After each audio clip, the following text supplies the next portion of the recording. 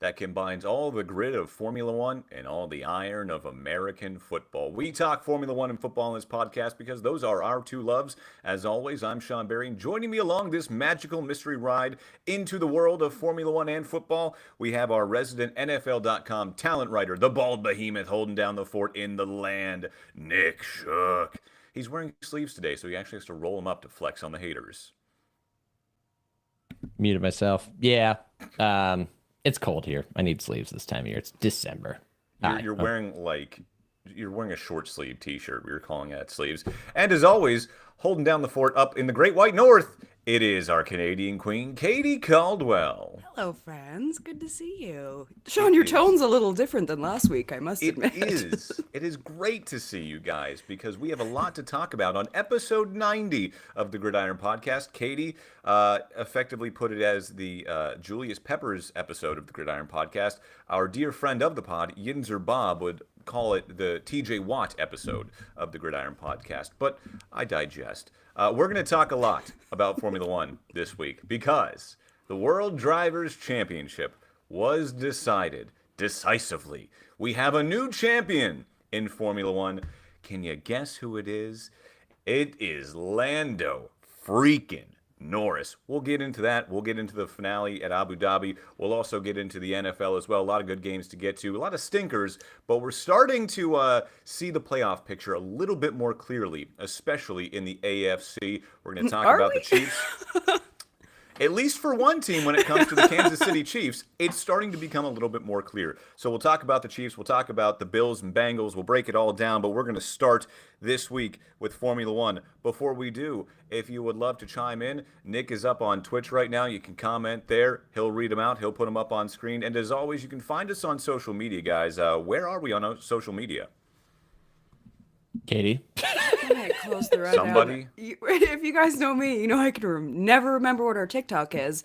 TikTok, the.gridiron.podcast, because everything else was apparently unavailable. And Instagram at Gridiron Pod. And Sean, if you wanted to send us an email, which we did get an email that I forgot to throw in the rundown for this week.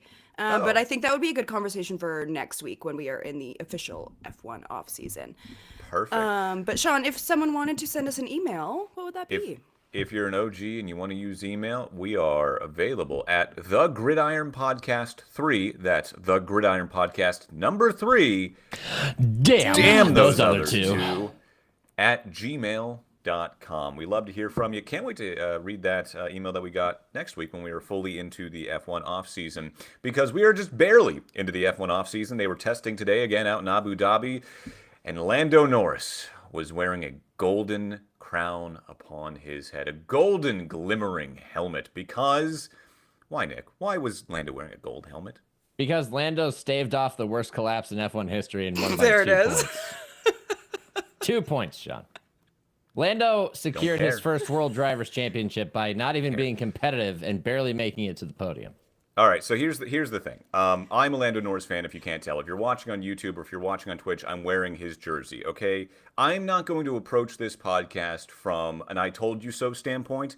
I'm not going to rub it in. I'm not going to gloat. I'm not going to be the annoying Lando fan, okay, guys? I'm just going to get that out of the way because in an effort to kind of take the high road, Nick, I just want to point out, when the FIA manufactured Max Verstappen's first world championship 4 years ago, what did you do on the predecessor of this podcast, the Sean and Shook podcast, before, of course, Katie came along and gave us stability and some normalcy in our lives? What did you do on the first episode after Max Verstappen won his world championship? I probably celebrated because Max had dethroned the dynasty that was Lewis Hamilton and Mercedes, and it was great for the sport. You cracked open a Red Bull, poured it into a champagne flute, and drank it right in front of my face, on my screen, rather. That is not what I'm going to do on this podcast, okay? Oh, Sean. Because I do not have a champagne flute, so my grandparents' brandy glass will have to suffice. I hate you. Oh, this is delicious. I'm drinking a Monster, by the way, because they're the official sponsor of McLaren. I couldn't find Lando's branded Monster. I don't think they ever made it to Tampa Bay. So, Nick, to you I say cheers, buddy.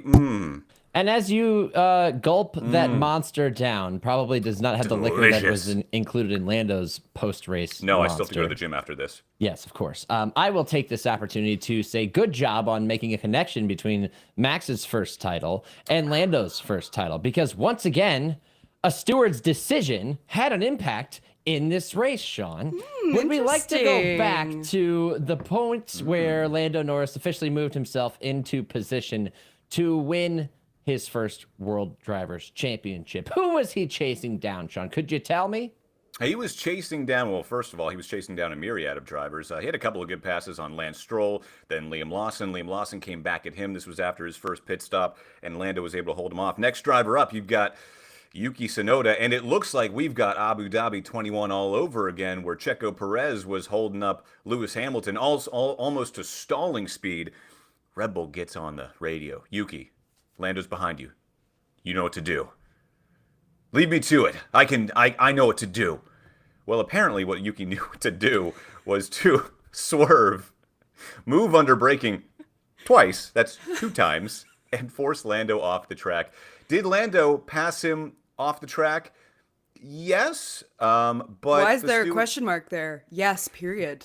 Because I kept watching the highlights, and he didn't fully pass him while all 4 wheels were off the track. He started to pass him and then came back onto the track and had 1 tire on the white line. He left the track to gain an advantage, which by the rule book. Did he leave the track? Yes, which would subject him to sort of time penalty to return the position. He voluntarily left the track. No one pushed him off. No one forced him literally off the track because he moved. Nobody told him to take the inside line down that straight. No, Michael, no. Man, I'm just saying. Oh, you wanna these talk tears about... are delicious. They are delicious as I take another sip of my monster. Oh, I'm not crying. I'm just pointing out facts. Much like you like to. Yeah, we can talk about that Stewart's decision because Katie and I were texting this entire time because we didn't know if Nick was awake or not. And Katie, I was, as you know, I was beside myself at that point. Like, for the love of God, you cannot give a penalty. Well, they did in Austin last year when Max literally, drove Lando off the track and went off the track with him. They handed Lando a penalty. They could have handed Lando a penalty in Abu Dhabi. I think in the spirit of the rule, they did the right thing. No, in the spirit of Lando winning his first title and them having a coronation, they did the right thing. They did the right thing because I'm sure that, as Katie said, blew right by that. As Katie said when we were texting during the race, had they awarded that penalty to Lando, I'm sure everyone would have been super normal about it. Very normal about it. Super normal. Yeah, about thanks it. for just not answering the group chat the whole day, Nick. So then I had to walk through this with Sean by myself. You act like that's a bad thing. Well, I may have been. I had to text Sean for 2 hours by myself. I may have been asleep at the time and had a full NFL Sunday, so sorry. Priorities. John, we had a good little race watch, didn't we? We did, yeah, yes. By the way, Logan's in the chat. He said, I'm officially SAF, which he then meant sat. He's here for all of our tiers, apparently. Oh, I was going to say, I didn't know if SAF was like sad AF or something. Is that what the kids are saying now? If Logan is expecting us to come in and go, you're right, Sean, you've always been right. Lando was so dumb. I'm sorry, Logan, this is not the episode for you, baby. Yeah, no, Katie's sorry about that. No, I'm so I sorry. I didn't expect any of that, but I am just, as a Lando fan, a McLaren fan, I'm thrilled. I am happy. You don't know what's going to happen in the next couple of years with the regulations changing next year. You're already hearing about how the 2026 cars suck. So we don't know what's going to happen next year. Freaking Haas could be the #1 team for all we know. We just don't know. Yeah. So for Lando to get his first World Drivers' Championship, and as a Lando fan, someone that was there for his first podium, then watching his first win, first title, it's a great story, and it's awesome. And I love how, by the way, didn't win the race, if you didn't know. Okay, Max Verstappen won the race. Another from pole. Point. Oscar Piastri finished P2. Lando did exactly the bare minimum of what he needed to do, and that was finish P3. There it is. Your podium prediction was right, by the way, Sean. Yeah, you My nailed podium it. prediction was bang on. I will also say, even if they had awarded a 5-second penalty to Lando towards the end of the race, it would have been made clear, hey, Oscar, you can't do this. Drop back, hold up everybody else.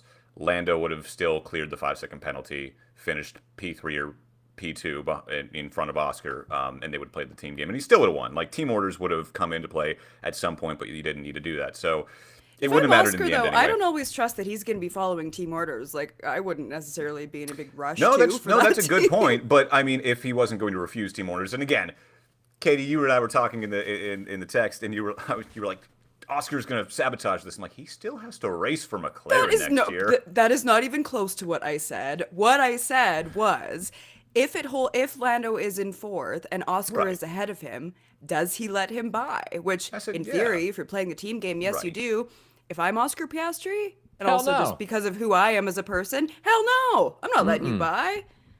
Sit in your mistakes. We'll talk more about Oscar's mood around this coming up, but it was no team orders were needed. McLaren played the strategy perfectly, even with Charles trying to undercut. Even with Charles trying to undercut McLaren twice, and I think Ferrari saw Charles, and they're like, hey, let's pit him a second time because we're going to force McLaren into a decision.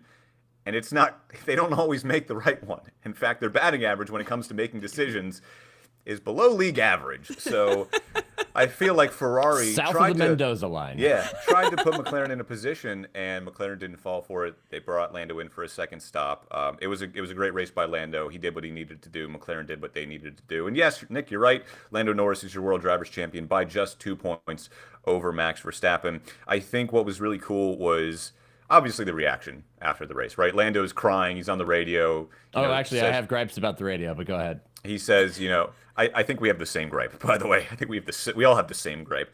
He's on the radio. I still want to hear it. Crying, and, he thanks his team. Says, I love you, Mom. I love you, Dad. Thank you for everything you've done for me. It was a great moment. And he's like, I'm not crying. Which he was, of course. It was a great moment. And to hear all of his, peers' reaction to him winning, Carlos, Lewis, just everyone saying, Carlos had the perfect soundbite along with what Lando said. He did it in his own way. He didn't have to change who he was. He didn't have to be ruthless. He didn't have to be a badass. He was unapologetically Lando Norris. And afterwards, he said, he struggled. Lando said he struggled early in the season, but he turned those struggles into strengths. Beautiful. Poetic. Okay? Absolutely. At my funeral, I hope you guys are attending and you say, he did it his way. Sing some Frank Sinatra. Yeah.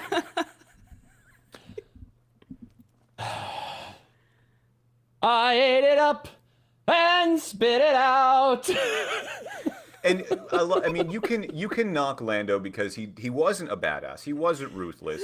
He was vulnerable all season long. But to say the words that he truly feels, here we go. and not the words of one who kneels. I took the fall and I stood tall, and I did it my way.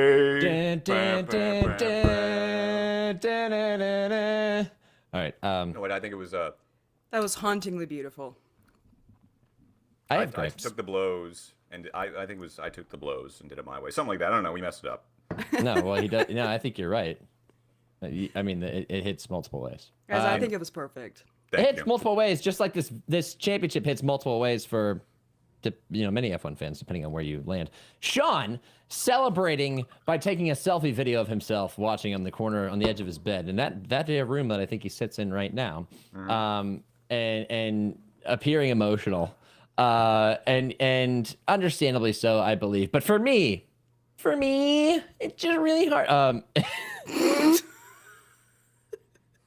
I don't think I've seen a championship won in less satisfying fashion than this. Like, Max dominates this race. Lando loses P2 on the opening turn again.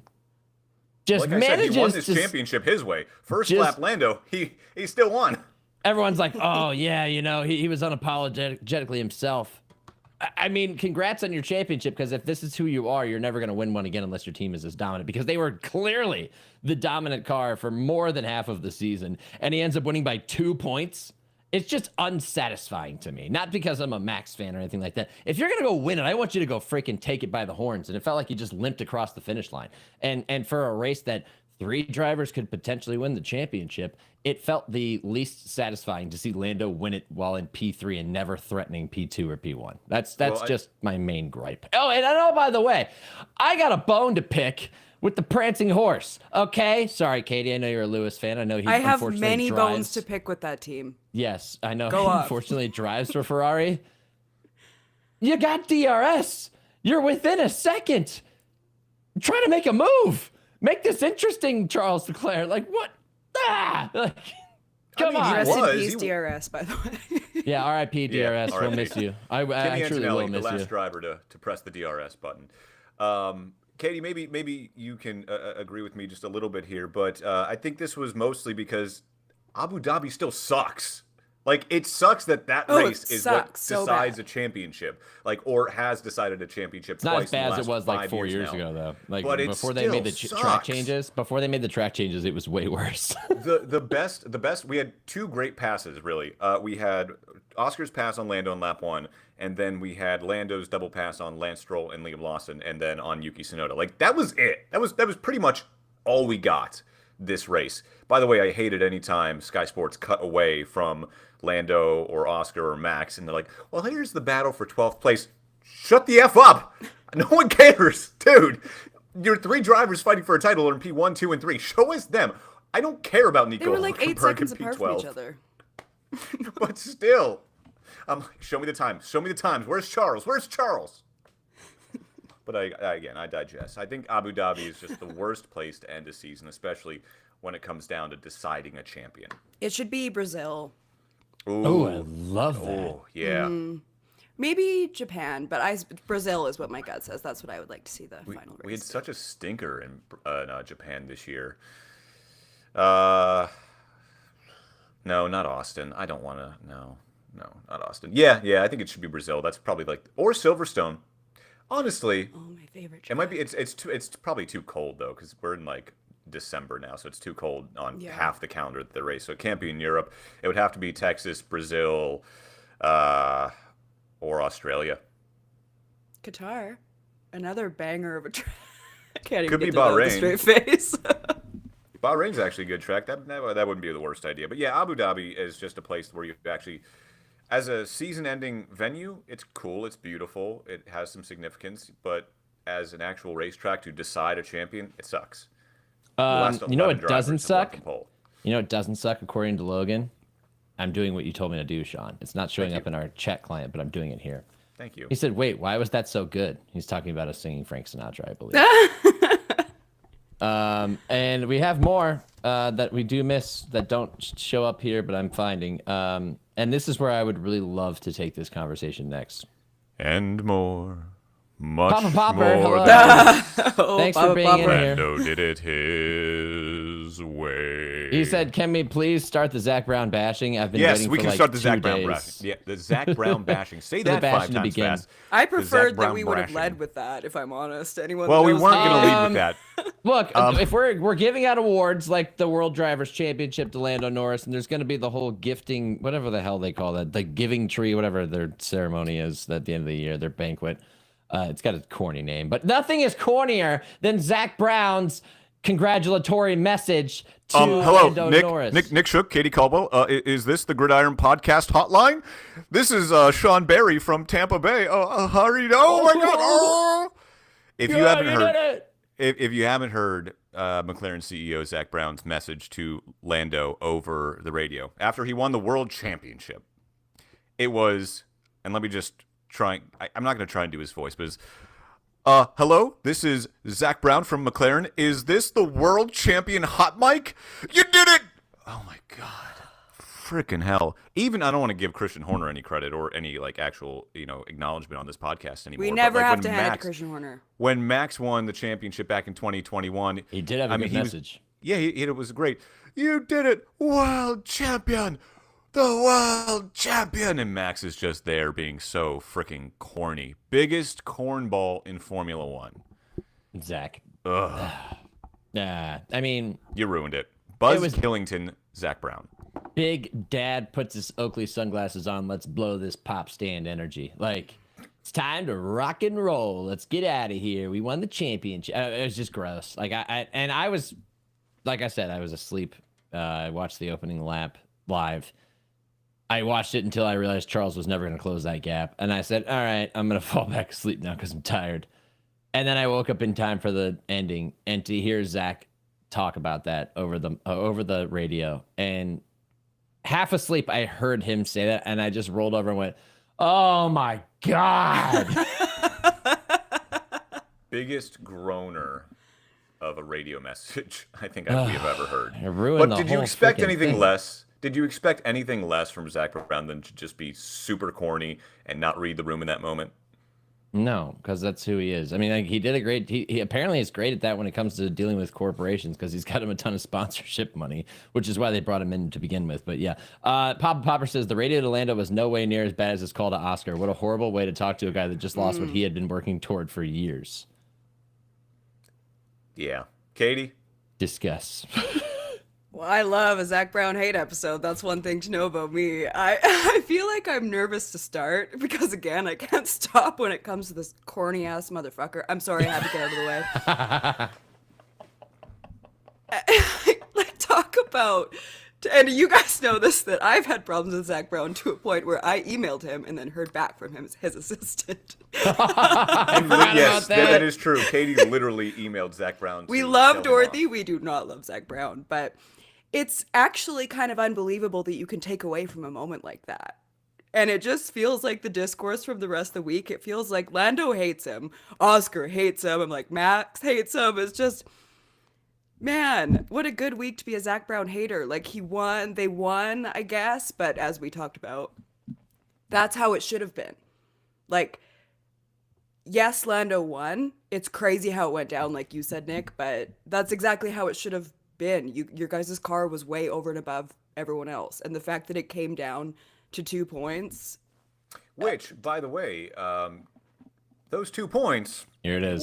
They wouldn't be there if they had not swapped the right? cars But then we in can play that Monza. game. Oh, if they didn't swap the cars or whatever. But okay, No. but what if Kimmy didn't go off the track? No, I know. So no, yes, there's 1,000. Like, there's I a think billion yeah, different yeah, what ifs there's a- when yes, they should have been wrapped up by Exactly. Brazil. Permutations. And by no means am I defending papaya rules because I never want to hear the freaking phrase papaya rules again. I want papaya rules to die with DRS, okay? Bury it and forget about it. But in some weird, just perverted way, papaya rules actually wound up saving them a season because Nope. I know. I fundamentally disagree with that. Because at the end of That the day, cost again, them. That almost cost them their season. it Anyways, almost did. But if if they don't swap the cars in Monza, then that's a 3-point swing, and Max Verstappen is world champion. If they do what Oscar wanted to do in Azerbaijan and swap the cars so he was in front of Lando after they banged wheels a little bit, that also means Max Verstappen is world champion in some weird way. Okay, I'm giving it too much credit. I said what I need to say. Are we good with the world champion talk, or do we got more to do? Because there's other F1 news to get to. Well, actually, I need to put one more comment in here, and since it's not Please. populating again, let me do it, manually. So, in order to make sure that it looks good visually, here you go. Logan said, "Wait, I need more background on this Katie Zach Brown email." I feel like there's a reason that I don't dive in. I could have a political podcast, but there's a reason that I don't dive into political things on this podcast because I get enough hate in my DMs already. Logan, I'll message you privately and talk about this. But Yeah, we don't need Katie getting stopped at the border right now. Yeah, we don't need to be getting stopped at the border. And let's just say this was after he welcomed a certain person into the paddock at McLaren, which then he did a second time, and the email that I got back was not satisfactory. You can surmise from there. All right, Sean, let's move this Katie show can hold a forward. grudge, and that's what we love about her. One of the many things. But they're from a pure heart. No, correct. Yes. This is a grudge of like, oh, hell no, that person is coming in with the Mm-hmm. people that you have working in that building. So I'm standing up for those employees that have to watch certain people walk into their paddock that I was not okay with, and no one should have been okay with. You do Nope, not I wanna gotta mess. stop. I gotta stop. You do not want to mess with our Canadian queen, Katie Caldwell. So, all right, season's officially over. We're now getting drivers swapping teams. Yuki Tsunoda, he is out of Red Bull. He is going to be a reserve driver. You also have another person leaving Red Bull, kind of surprisingly a little bit. Who would that person Yeah. be, Nick?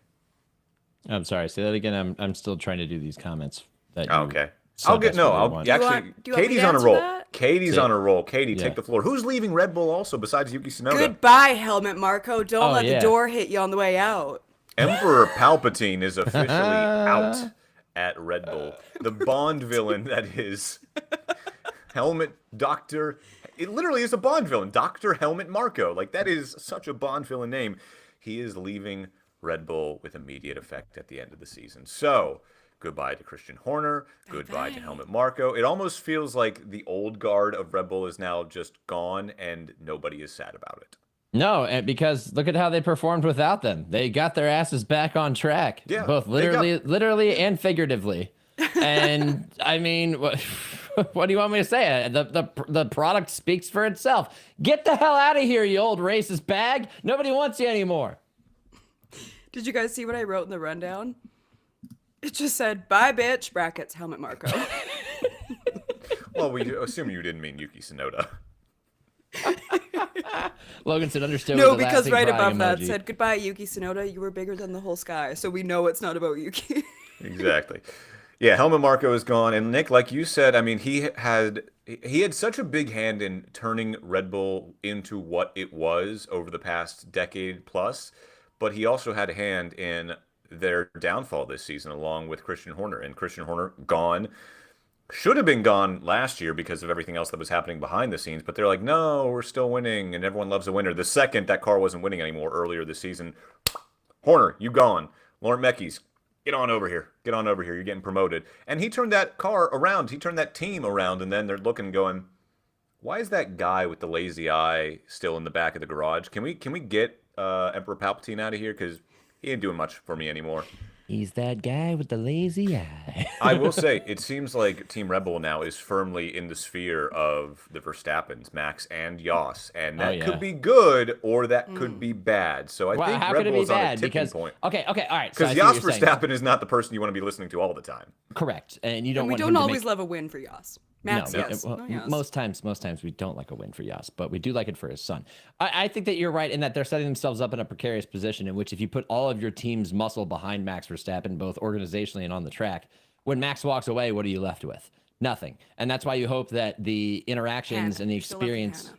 That's what I'm saying. The interactions and the experience that you gain with the people that are making those decisions in tandem with Max ends up being more valuable than Max himself when he does decide to move on, because he's spoken at multiple times about how he doesn't really need to stay in F1 that much longer. He's got a bunch of championships. What does he have left in him? The beauty of this finish is that I think that this will invigorate him, renewed desire to get back on the track and be himself, be his best self, because he came so close to pulling off the greatest comeback ever that, like, you can't walk away from that. It's like, what, you're just going to tease me all the way here, and then suddenly I don't get the final product? All right, I'm coming back for more. You know, what do they say about the chase, man? You know, Max has got a new chase in front of him. New regs, new teammate, promising new teammate. And the biggest obstacles that were in his path, both in Christian Horner and Helmut Marko, are now both gone. It's a new day. It's a new life for Red Bull. I mean, why not? Let's do it. This is great for more than one reason. Just singing Frank Sinatra on this podcast. That's I actually great. don't think that was somebody else. And I'm feeling good. Yeah. Is no one else still a bit concerned that Max might not be in the sport as long as we'd like him to? Look, when GP was holding his head in his hands, I had a bit of a like, oh God, oh no, why are you reacting like that? But even the way that Max has been in the post-race pressers and stuff, He's just very like, I didn't "Ah." see I that. think- Yeah, It's I didn't. I okay. saw that same kind of, I don't want to say lackadaisical, but that same kind of relaxed attitude of like, yeah, all we can do is like, I didn't see this like really It's- hungry Max afterwards, to where I was still a little bit like, and you guys know my trajectory with Max. I was such a Max hater, but it's become now where like the sport is better with him in it, and I want him to be around as long as possible. Yes. And there was still that unsettling underlying feeling of like, I still don't know how much time we have left with Max. Like his responses after the race didn't really give me that more confidence. What you're seeing right now, I think, is a mature Max Verstappen. Not He's a definitely content, matured. but he understands what is important in life. And now that he's a father and he has championships, and he even spoke about, they're like, what do you think about the trophy at Abu Dhabi? He's like, it's the same. I got 2 more of those at home. like what's the difference? And he ends up winning another one, right? Like it's not that it doesn't matter as much to him. I think he just understands what the like top priorities are in his life, and that you can balance all of them. I thought it was really just shined a really positive light on him when he gets on the radio after they win the race, but they lose the championship. And he's like commending everybody for their efforts and quite a second half comeback. And then he was like, don't be disappointed. I'm certainly not disappointed. And I was like, dude, hell yeah. Like, yeah. I was so impressed by him. Yeah. I think this was probably, and I don't want to put words into his mouth or anything, this was probably like the most enjoyable season for him, like since he won his first title, because there was that chase in the second half, and it looked like Max Verstappen, as we know him, was having fun and enjoying himself. And, you know, in every athlete's life, it comes a time where, you know, what do I want to do next? Is this still what I want to do? Do I still have the same love for it? And they move on, they retire. Max is getting to that point sooner rather than later. You have a point, Katie. He's still so young, but there is still other stuff to do in life. He's been here. He's done that. He's already one of the all-time greats. Okay? More championships aren't going to change anybody's opinion on him, I don't think. I mean, unless he goes out and gets another 4 and then becomes 8-time world champion. But does he even want to do it for that long? You don't have. Not everybody has to be LeBron, who's still balling at 40 years old, right? Lewis's one desire in this sport is to get number 8. And unfortunately, it doesn't look like it's ever going to happen. But that is what's driving him. Just that one more title to be officially the greatest driver ever. And I don't think Max really cares because he knows what he's done. He's got 4 titles. I would have seen that in Max when he had first started and when he was working up the ranks, but I don't see that in him anymore. Yeah, and that's why I'm worried about the longevity of us being able to watch him. Because you're right, Lewis, it was always such a big talking point for Lewis and always still will be. And you're right, it does feel like it's slipping away year by year. My God. I don't think he's ever been further away than right now. I think that in order to get there, Ferrari's going to have to dominate the reg changes. And I don't know if that's going to... History tells me that's not going to happen.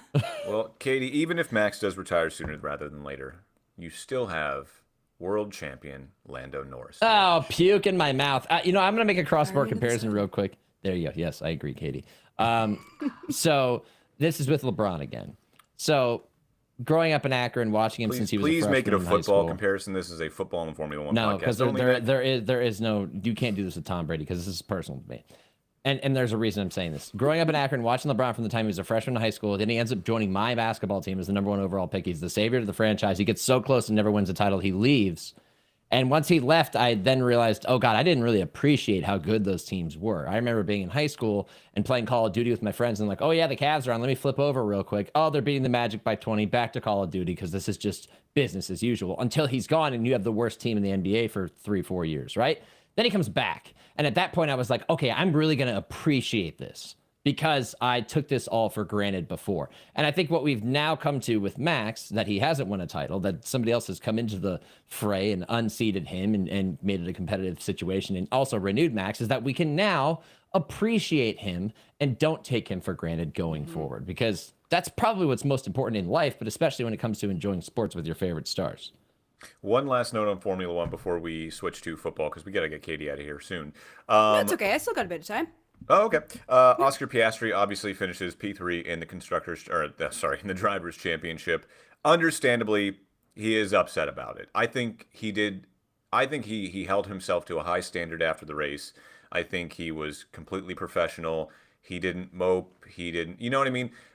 He went up and he, acknowledged Lando's family and congratulated them. And I thought there was a really sweet moment between Lando's mom and Oscar, and she was like hugging him. Oscar's family was obviously there. And he was perfectly professional, and hinted that he's going to come back and he's going to try and win it next year. You know what I mean? Like he is the ultimate kind of racer. He is everything Lando is not. Uber serious, closed off, just dead focused, and I think that is ultimately going to make him a champion at some point in his career, without a doubt. Because remember, he is only in year 3. Like, this is year 3 of Oscar Piastri, and he's almost right there with Lando, and Max. So I think we still have yet to see the best of Oscar Piastri. But there was a very awkward situation online because Lando posted his, photo on Instagram, and all the drivers, congrats, mate, you deserve it, so well done, yada, yada, yada. And then there's Oscar, congratulations. Not even no a congrats. emoji, no punctuation. Yeah, not even a congrats, mate. But honestly, if knowing Lando probably saw that and didn't think anything of it, because that's probably just Oscar's mentality all the time. I don't think that's true. No, I don't think it's true either. And I think if we would have put a period at the end of that, it would have hit even harder. Yeah. Congrats. Period. There was also a photo of Oscar out later that night with Joe. So he did go out, but he did not go out with Lando. And I'm like, I've never seen Oscar smile that way before. He looked so happy. They actually asked Lando today, I think it was, during testing, have you spoken to Oscar since? And he didn't say yes, and he didn't say no. He had a very diplomatic answer. He values Oscar, and he knows that there's more battles to come, and he complimented him, but he didn't say if he'd spoken to him or not. And I don't think they have. But honestly, when you fight so hard and it comes down to the wire like that, I think you need some time apart to breathe, both as teammates, as colleagues. I think you do, because you were racing each other for everybody. Exactly. Yeah. Sean, I would like to close this F1 segment with one. Please. Are we going to sing some more? No. Okay. I hope that you Sorry, continue. What was that? The sound of that was crazy. The fizz is getting in my ears right now. I hope.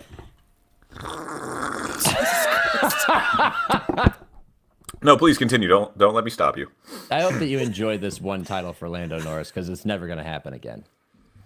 Because in order to become a repeat champion, you need to have a killer mentality that Lando Norris lacks. And while it's all heartwarming and great for a guy who was formerly known as Lando No Wins to finally win his World Drivers' Championship in the best car on the grid, and he did have a great second half, and he actually really had a great final race, even though he finished P3, it's really hard to do it twice. And I think he lacks that dog in him. And I'd love it if it was his teammate who took it from him next year. So enjoy this now. Enjoy it now, Sean. Don't get used to it. Nick, to that, I will enjoy it. Get that microphone out of here. Oh, stop. Oh, God. That's misophonia. Misophonia. Katie. Two more points before we exit the F1 section. One, I think the Lando win, to me, I want to look back at it and see it in the grand scheme of things. I want to see what the next few seasons look like, because maybe there's a world where this is the changing of the guard and he wins 3 do I think this is going to happen? No. But maybe he wins 3 in a row. But this to me looks like it's just kind of an anomaly because they had the best car, and the big story for the season to me was kind of the collapse and how good Max was. I also wanted to talk about, did you guys hear the interview with Lando's dad? No. So Lando's mom, super lovely, super sweet. I wanted to go give her a hug and just congratulate her because she seems so lovely. Lando's dad needed to be pulled off the microphone, I swear, because he was doing nothing to help his son's case. And he's like shitting on all the other parents, being like, "Well, this is what happens." And I'm like, man, why are you putting other parents down? Like, a lot of them don't have the same oligarch money that you do, Mr. Norris. And then he says, well, no one ever remembers who gets second place. I'm like, brother, that was literally the story of this season, was that we will remember who gets second place in this one and third place. Ew. Because it was so close, because your son almost gave it up. Oh, God. But also, no, I didn't hear any of that. What is the story of 2021? First and second. It's like, if there's one sport, because a lot of sports, fine. Like, I can go through like a lot of the Stanley Cup winners and be like this, but I don't always remember who they played. F1 is one where second place absolutely fundamentally matters as a part of the conversation. Especially when it comes down to the final race of the year. Truly. So, yeah, I just wanted to point that out about Lando's dad. I thought it was quite funny. And then him and Charles had a bit of a, like, run-in with each other that was quite funny. The whole time I was just like, get Lando's dad out of here. Bring his mom back. She's really sweet. Yeah, his mom looks awesome. His mom looks awesome. Yeah. Again, super sweet embrace with her and Oscar. And then did you see, I mean, Lando's victory party with everyone partying. His dad was there in the club in Abu Dhabi, like fist pumping. I'm just like, I mean, you have to invite your parents, but at a certain point, your parents also have to leave. Yeah. Like, around midnight, all right, Dad, your parents cool. got to go home. It's midnight. Get the hell up out of here. All Now, right, before we leave F1, can I show you guys my shirt today? Yes, Or it is a special please. occasion. So this says, yeah, I'm a MILF. Man, I love Fernando. And we have multiple. Actually, I'm glad you said that because we have a comment that actually kind of touches on that. Here we go. It's Papa Popper again. He said, "My biggest concern is that the Nepo baby is going to get a lot of podiums behind Fernando Besides next Fernando. year, with Newey building his car," which means the "Man I Love Fernando" shirt, the acronym that you can all surmise, may become a regular staple here on the Gridiron Podcast. Fernando, One thing about this 24-0 podcast, we love and against respect Lance Stroll this Fernando year. Alonso. Yeah, at 24-0 against Lance Stroll this year, head to head. That is, as we like to say in the States, BTA, belt to ass. And with that, let's switch gears to the NFL. Nick, what do we got on the docket? Well, this was a riveting week 14. The most riveting thing for me may be perhaps that we now officially have 4 weeks left in the regular season. Praise the Lord. I love that for you, Nick. Shut. Same. Me too. Let me tell you what. I can't wait. We had some not shocking results, but some, I don't know, perhaps punctuating results, statement wins. The Texans taking down the Kansas City Chiefs on Sunday Night Football with a dominant defensive performance. The Chiefs That joining the seems Bills. significant. Yes, the Chiefs joining the Bills as another team that got shut down by the Swarm defense in Houston. You had the Packers beating the Bears and claiming first place by the narrowest of margins in the NFC North.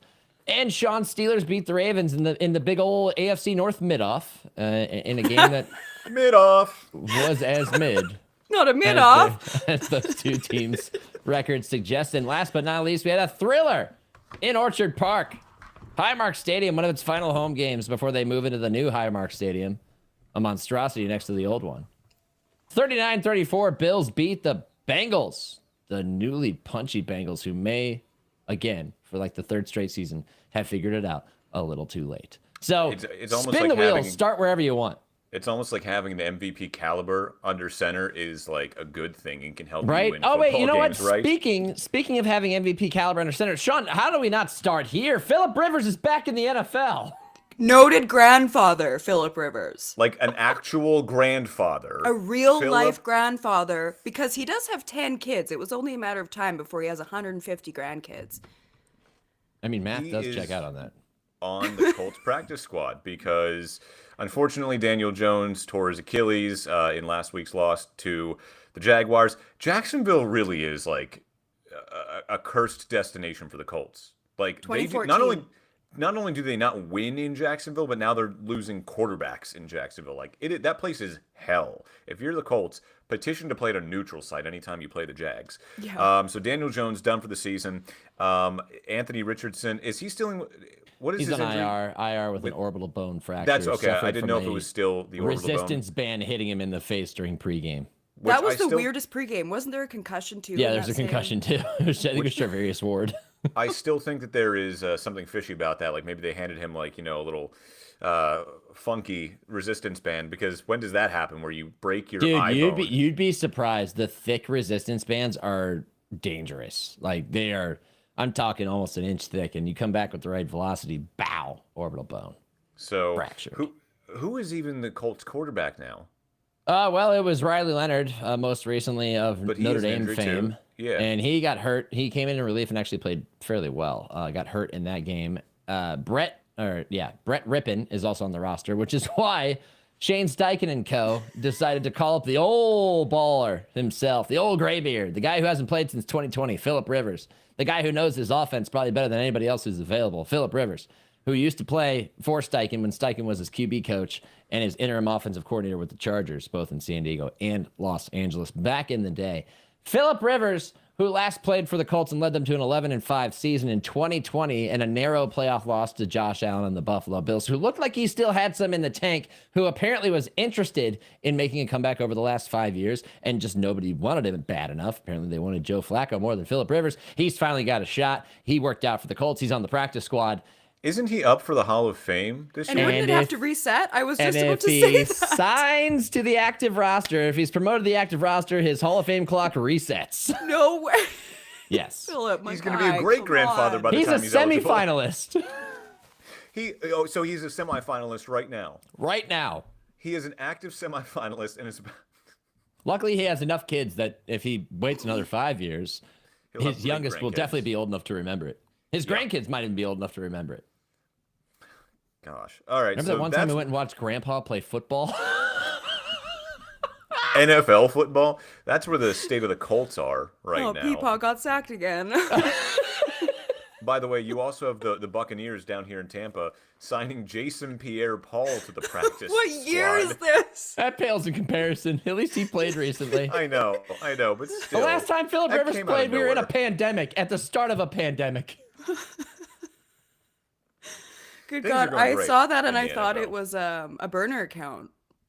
I thought there's no way. And so did everybody else.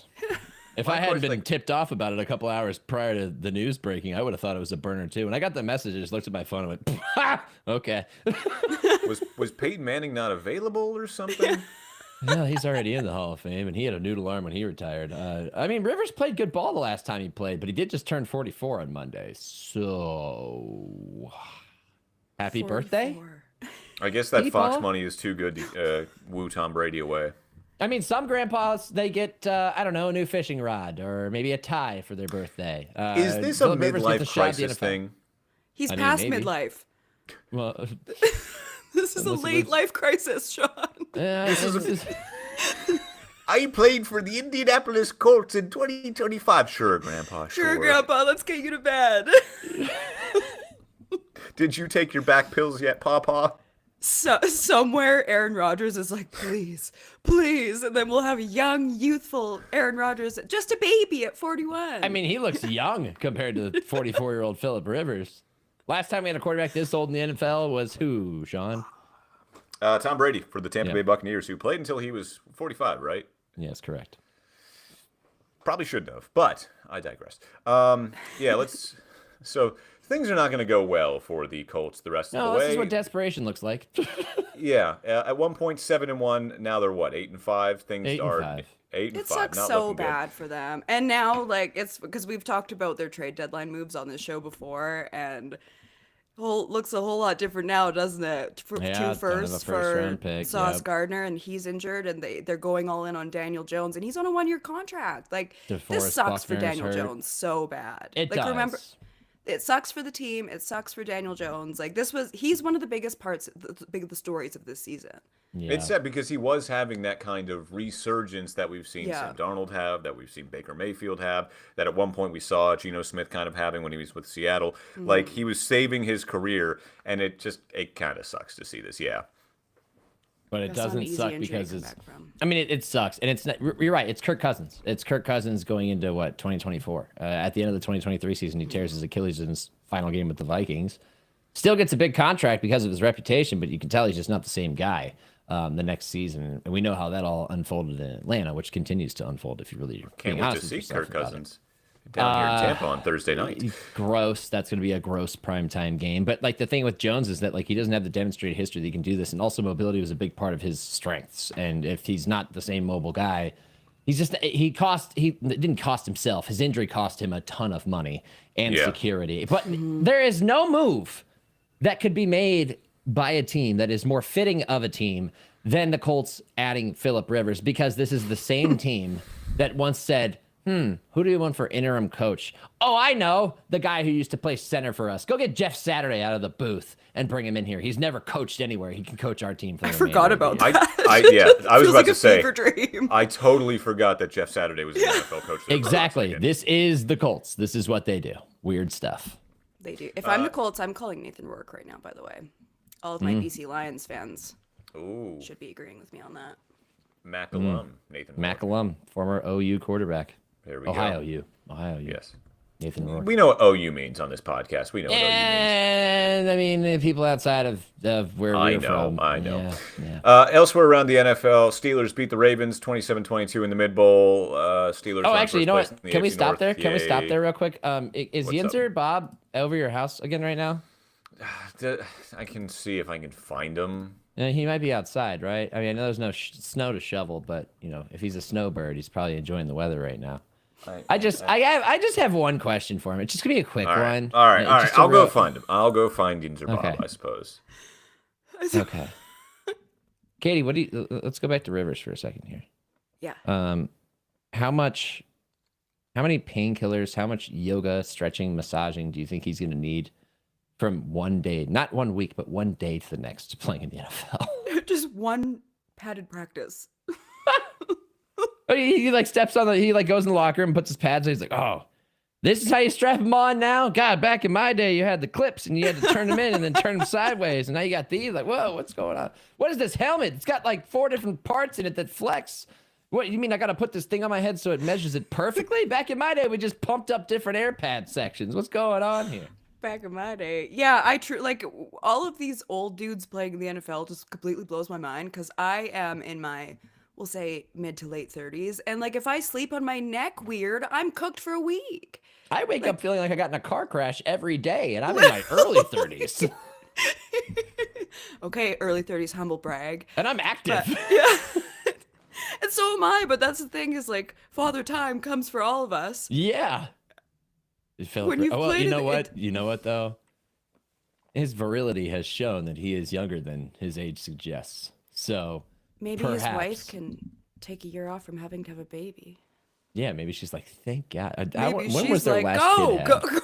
go on the road. That is a good, that's a good running joke with him. We have no idea when his last kid was actually born. It could have been 5 to 10 years ago. But there's the other question, Katie, which is when he lived in San Diego and the Chargers moved to LA, he started taking a Sprinter van that was customized every day to practice from his home in San Diego. Unbelievable. Do you think that van's going to make it with him to Indianapolis? Or he was living in Alabama? I mean, that's a long Hello, how you guys doing? Oh, we have a Yinzer guest. Bob. Didn't even see us sneak in here, Bob. He's taking the Unbelievable. electric tape off of his Play Renegade shirt, which means Well, he yeah, must 'cause be the- back in. Yeah, the defense, they stopped Lamar Jackson there, picked him off a couple times, sacked his butt. Yeah, of course, playing Renegade now. The defense playing good again. So it's all it took, because last week you told us that you just don't care anymore. You're apathetic. That was a new word we taught you last week, that you were apathetic. But I don't recall that, Nick. Oh, It's select good to memory, see you huh? guys That's again, interesting. though. Good to see you guys again. So inconsistent, if not selective a monster in a memories. brandy glass here. This is the good shot. Sean, why you got Grandma's good china out here? We only bring this out on Christmas. I didn't know they were related. I didn't either. Also, if you're yelling at Sean, bring him in. Why don't you guys both pop into the frame, Bob? He's right there. I was leaf blowing down there, and I was leaf blowing his garage for him, and he's out there leaf blowing now. That is so nice of him. In the winter, too. Wow. I don't I believe guess it is Sean Florida, does any never mind. manual labor. I don't believe Sean does any manual labor. You're lying to me, Yinzer Bob. He's just leaf blowing the carport down there. They got the palm fronds out there, and yeah, he's just out there leaf blowing it. So, Yinzer Bob, who is going to become a permanent snowbird quicker? You, Aaron Rodgers, or Phillip Rivers? Well, I live here in Florida now, so I guess I'm the first snowbird. I go up to Pittsburgh at least once a month, though. I'd say if Phillip Rivers doesn't already have a house down here, I mean, Old Man River, it just sounds right. I don't have a lot for you this week, Yinzer Bob. This is unexpected to me. Yin's guys just interrupting my leaf blowing time, and I got to come up here and deal with this. Well, somebody's got to hold you accountable for giving up on your team. You can't just jump back in. You can't be McLaren and Lando Norris and just oh, we're going to be good in the second half of the season and actually win this championship that we're actively trying to give away. You can't just, oh, you beat the Ravens. Oh, hooray, you won in Baltimore in an ugly game between two mid teams, and now you're just on board. Are the Steelers going to win the Super Bowl, Yins or Bob? Is that what's going on here? Look, Nick, I sense some hostility in your voice there. I don't know nothing about any McClanahans and Lando Calrissians. I don't know nothing about that Star Trek stuff. But I tell you guys what, I mean, if TJ Watt is back there in the backfield, I mean, Lamar Jackson just can't play against the Steelers. Plain and simple. I know they beat us in the playoffs last year, but that's Derrick Henry's game. Lamar, he doesn't look healthy. I feel for him. Not really. I hate the color purple, but it looks like the Steelers, if they can hang on, they might just win the division. And then anything can happen when you get there in the old playoffs. I did ask you this question last week, Inzer Bob. Have your feelings about Mike Tomlin changed from week to week? Coach T, I still think he needs to prove that he is the guy that can turn this team around and get long, sustained success back into that organization. We don't want no mediocrity anymore. 9-8, whatever. We want 11. We want 12 wins. We want to look like the Steelers again. Have you seen this team? Unfortunately, like too many times. Year's team? Too when many you're talking times, about Katie. we don't want mediocrity? Okay. Too many times, Katie, unfortunately. Great. All right, I'm just gonna. Oh my God.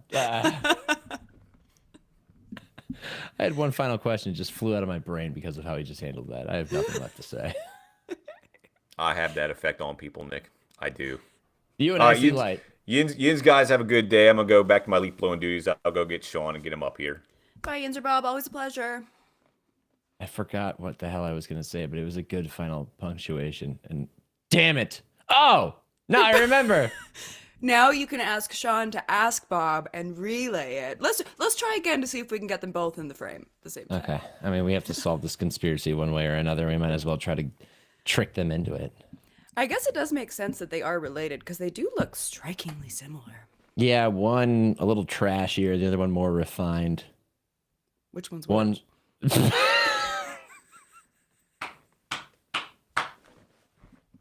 Boom! Roasted.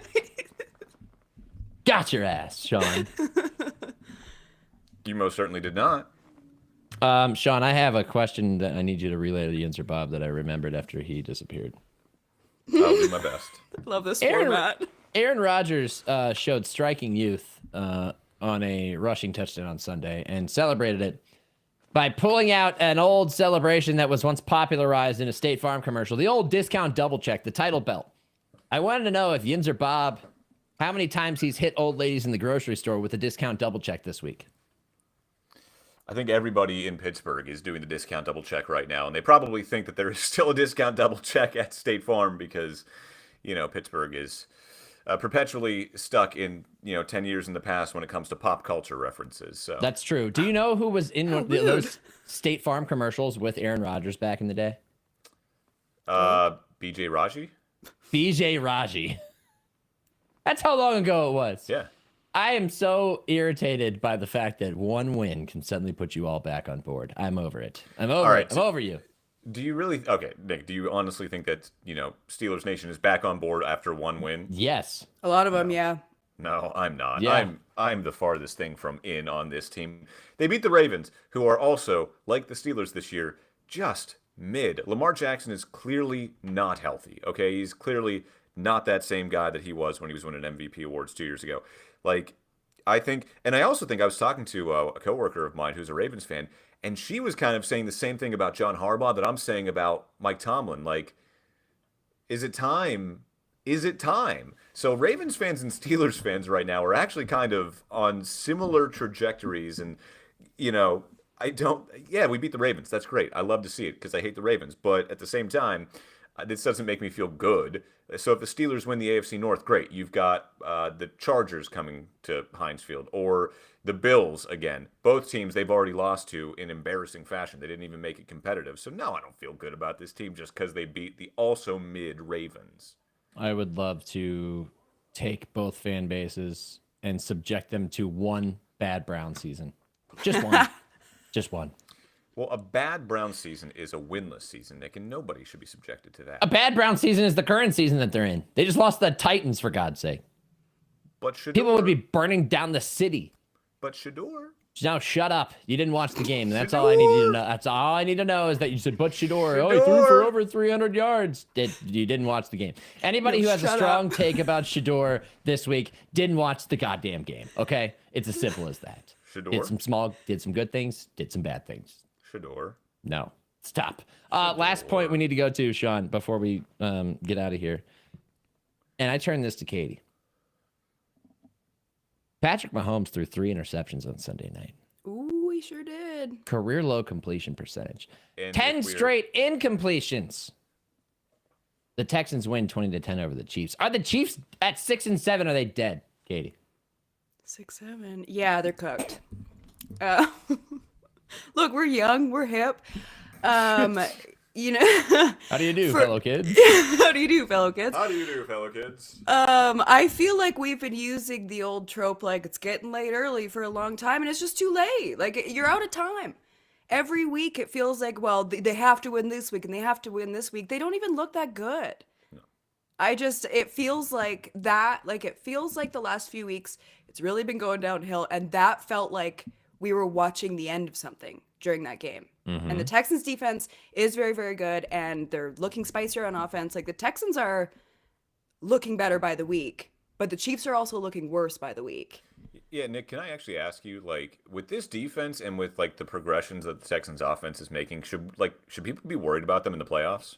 Yeah, I think that defense can travel in the playoffs when it's this good, and it can make any game into a rock fight that you are in danger of losing. The Texans offense is not great. C.J. Stroud coming back, the offensive line still isn't great. They don't protect him consistently enough. He'll still make some nice throws. He missed a few in this game on Sunday night. Their running back core is Woody Marks, who's battling injury. You got Nick Chubb, we know what he is, and Dario Gunbowale, who got a goal line carry, but that's all about you're going to hear from him. Their receiving core is Nico Collins and then some young guys, and Dalton Schultz at tight end. Like, it's not an offense that I fear. But if it's 10-7 in the fourth quarter, they have the capability of kicking a game-tying field goal or to go down and win the game. Yeah. So I just want to say, the Chiefs were sitting there. To go back to the Chiefs, they were sitting there at 2-3, right, through the first 5 weeks of the season. And everyone's like, oh my God, like, the sky is falling. And all three of us said, to quote Aaron Rodgers, RELAX. Relax, because we knew that this team was just going to turn it around, and they did. They won 3 straight games, beat the Lions decisively, then they stomped on the Raiders, beat the Commanders, and we're like, yep, here are the Chiefs. They're the Chiefs again. Like, we know what this team is. They'll be fine. But since that 3-game winning streak, they've lost 4 of 5, and you're right, Katie. They don't look good, and they look worse week to week. Mm-hmm. In every facet of the game to me. Their defense isn't what I expected. Their offense isn't what I expected. And then for so long, it was like, oh, but soon he's going to get Rashee Rice back. And this, and soon this is going to happen.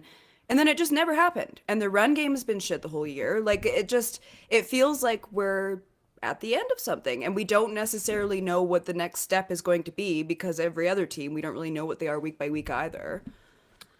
It felt like it was a situation, and I think we've talked about this, where they either miss the playoffs or they get in, and then who knows, maybe they make it all the way to the Super Bowl. But the last few weeks, it doesn't even look like that's a team that, even if they got in, would be able to make a lot of noise. And granted, they still have a lot of their core pieces, they have a lot of experience, and they have really good coaching, but it just doesn't look the same the last few weeks, that I don't feel confident saying that if they do get in, there's a good chance they make a really deep run. By every metric, they're better than last year's team that won 15 games and made it to the Super Bowl. But the difference is that they won a bunch of close games last year. They won a ton of one-score games, and they did it by executing in key spots. They were always the team that pulled the rabbit out of the hat, frustratingly so for the rest of the NFL. They're doing the opposite this year. They don't even make the plays in the key spots. They're dropping passes left and right. Travis Kelce's dropped 2 passes that have resulted in game-changing interceptions in losses for the Chiefs. Rashee Rice dropped one on 4th down. They're just not doing the little things. And again, I hate to say this because I sound like a broken record when it comes to breaking down the entire NFL, but when you don't do the little things, you're going to lose. The margin for error is too narrow in this league.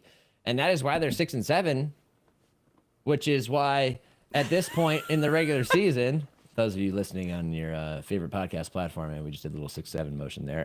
They play the Chargers, the Titans, the Broncos, and the Raiders. They can win 2 of those games. They're going to have to win out to have a realistic shot, and I don't even know if 10-7 gets you in. So I'm not going to put them in the dirt nap yet. I'm not putting them in the ground yet, but they lose the Chargers this week. It's over, baby. It's I have put them in the ground very proudly.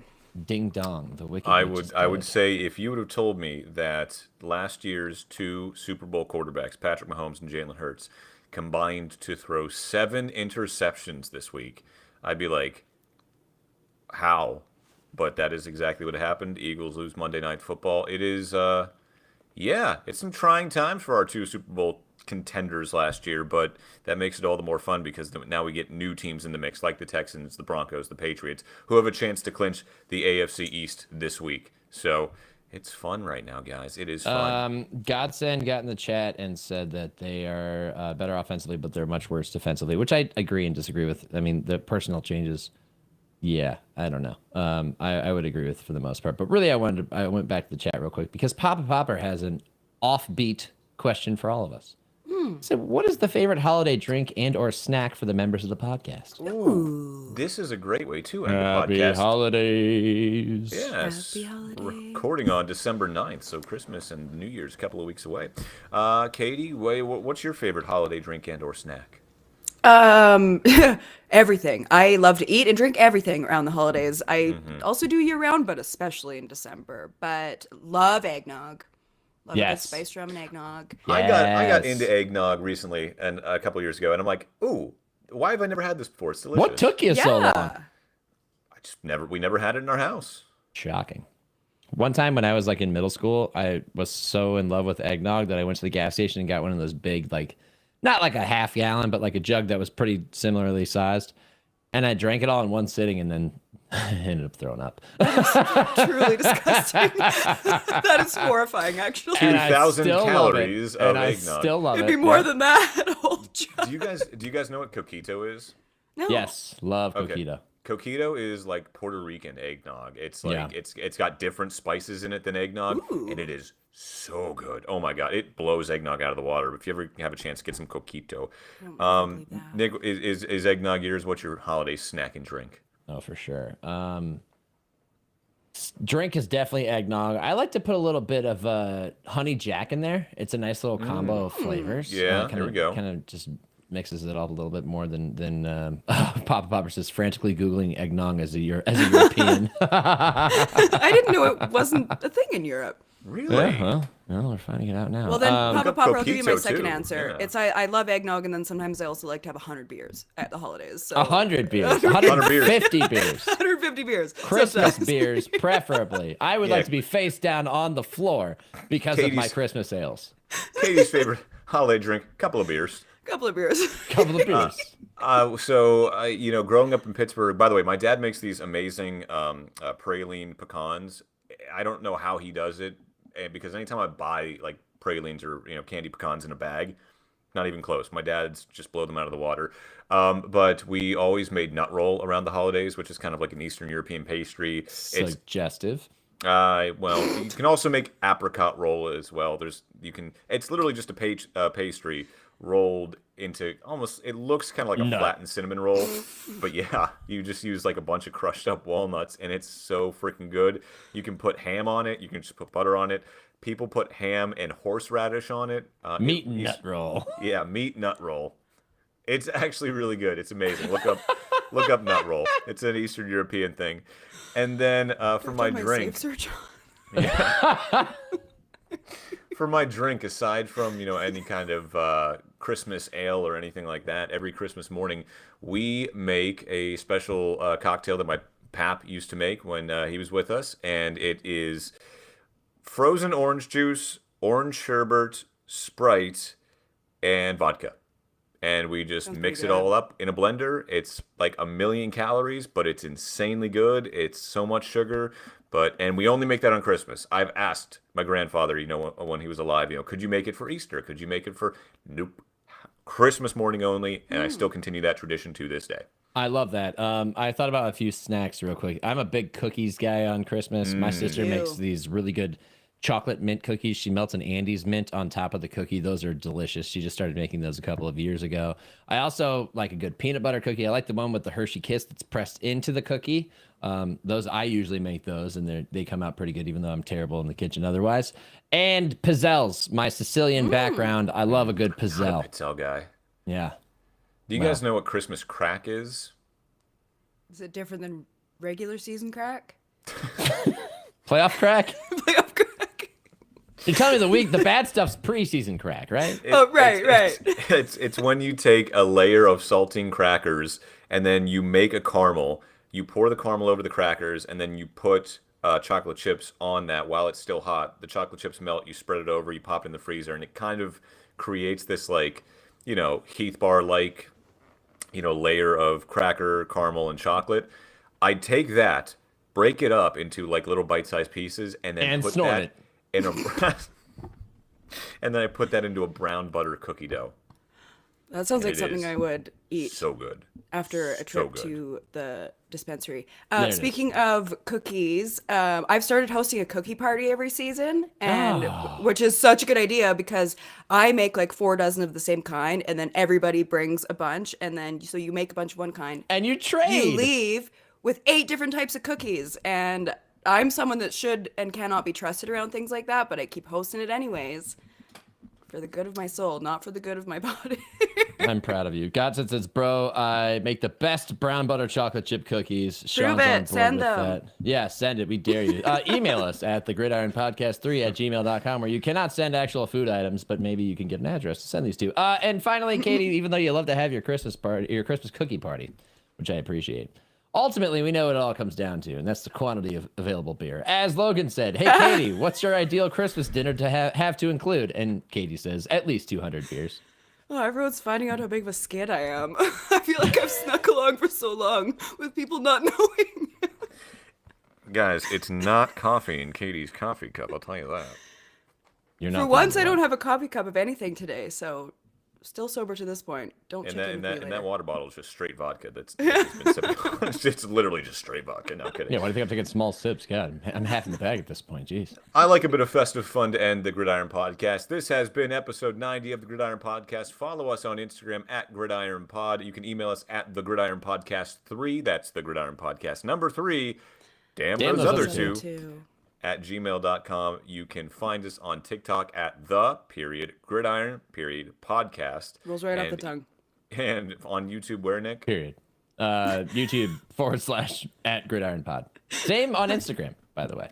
Gridiron For Pod. Nick Look at that. and Katie Caldwell, I'm Sean Barry. This has been episode 90 of the Gridiron Podcast. We'll be back next week to break down week 15 in the NFL and talk about the offseason in Formula One. And as Period. always, live life in the fast lane. Good night, Helmet Marco. And Lando Norris, champion of the world. Unfortunate period.